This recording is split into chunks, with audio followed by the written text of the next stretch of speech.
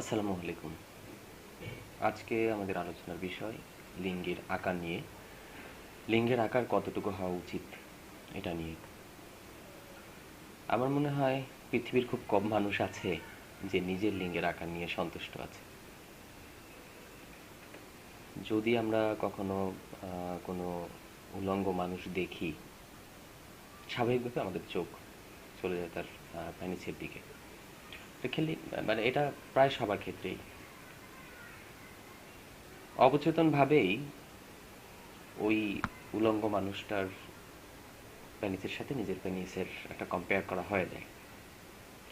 যদি দেখা যায় যে নিজেরটার চেয়ে তারটা বড়, সাথে সাথেই মনে হয় যে আমি তো আমারটা তো ছোট। হ্যাঁ, এর কারণটা হচ্ছে যে আমরা একটা ভুল জানি। সেটা হলো,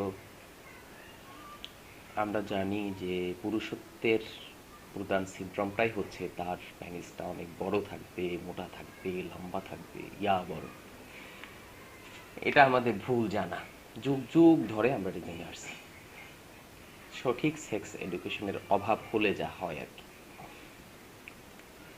আমাদের এই যে কম্পেয়ার করাটা, এটা যে আমাদের যুবক বয়সে শুরু হয় তা না। এটা শুরু হয় কিন্তু আসলে মানে একদম বাচ্চা থেকেই, অতি কৈশোর থেকেই। দেখা যায় যে কোনো না কোনো বাচ্চা, তার বাবা হোক বা কারো না কারো, যখন প্যানিস দেখে সে অবচেতনভাবেই কম্পেয়ার করা শুরু করে। সে দেখে অনেক বড়। যখন বোঝা শুরু করে তার ব্রেনের ভিতর কিন্তু এটা থাকে, বড় মানে নিজেরটার চেয়ে বড়, নিজেরটার সাথে কম্পেয়ার, কিন্তু নিজেরটাও যে বড় হইতেছে এটা আর মাথায় রাখে না। তখন তার হীনমন্যতা কাজ করে যে আমারটা ছোট, আমারটা ছোট, এরকম। আমার এক স্কুলের স্যার ছিল, নলিনী স্যার। বিশাল বড়, মোটা, হাতির মতো, প্রকাণ্ড দৈত্যের মতো শরীর। সবসময় ভয় পাই না, অস্থির থাকতাম নিজে। মানে তার পাশে যখন দাঁড়াতাম ছোটবেলায়, তখন মনে হতো যে স্যার কত বড়, একদম তাকাইতে হয়। তো কিছুদিন আগে দেখলাম যে না, আমার মতোই, আমার চেয়েও দেখা যায় তাই সে খাটো, গোবেচারা টাইপ একজন নিপাট ভদ্রলোক। কেন এটা হয়েছে ছোটবেলায়? কারণ তখন আমি ছোট ছিলাম। আমার শরীরের সাথে তার শরীরের যে কম্পেয়ারটা আমি করেছি, সেই কম্পেয়ারটাই আমার অবচেতন মন ধারণ করে আছে।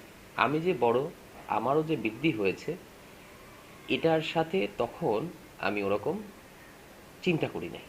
প্যানিসের ব্যাপারটাও ঠিক এরকম। আমি যখন একজনকে দেখি, দেখি তার প্যানিসটা অনেক বড়, আমারটার চেয়ে মোটা, তখন কম্পেয়ারটা হয় আমার সাথে, আমারটার সাথে।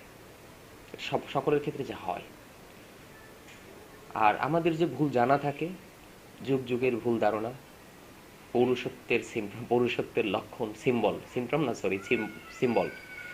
হ্যাঁ, যে এটা যত বড় হবে, মোটা হবে, তার তত বড়, সে তত ওরকমের শক্তিশালী পুরুষ।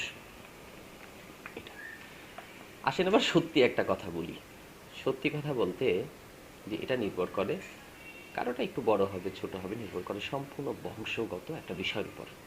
আমি যেমন শুকনো একটা মানুষ, এটা আমার হতে পারে, আবার কোনো মানুষ, যে কোনো মানুষ হতে পারে, তেমনি ও বিষয়টাও, প্যানিসটাও বংশের সাথে, বংশগত বিষয়ের সাথে সম্পর্কযুক্ত। এবার আসি সাইজের সাথে সাথে আসি আর একটু, আরও কিছু যে ভুল আমরা জানি।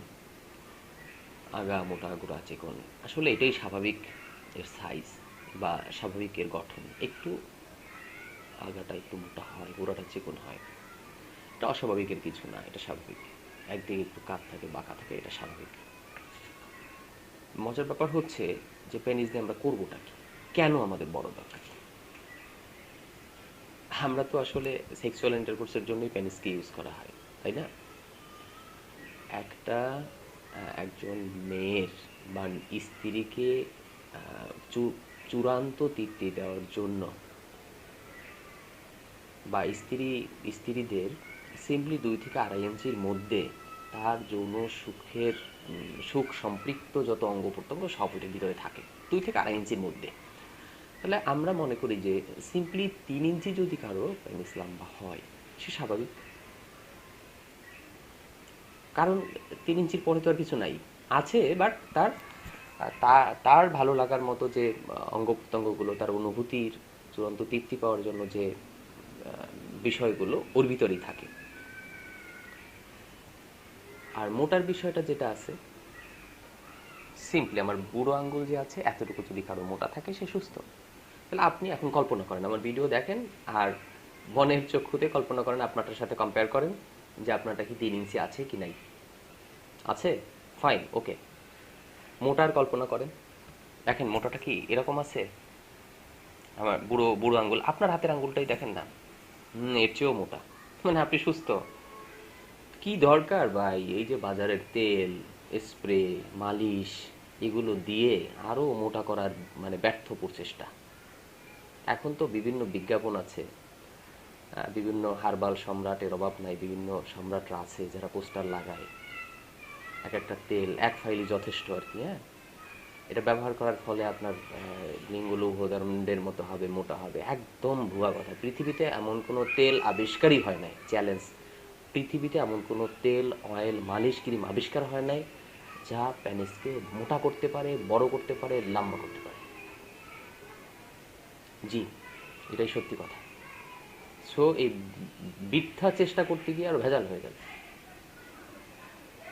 পয়সা নষ্ট হবে ফাও, কাজের কাজ কিচ্ছু হবে না, উল্টা পরিশ্রম।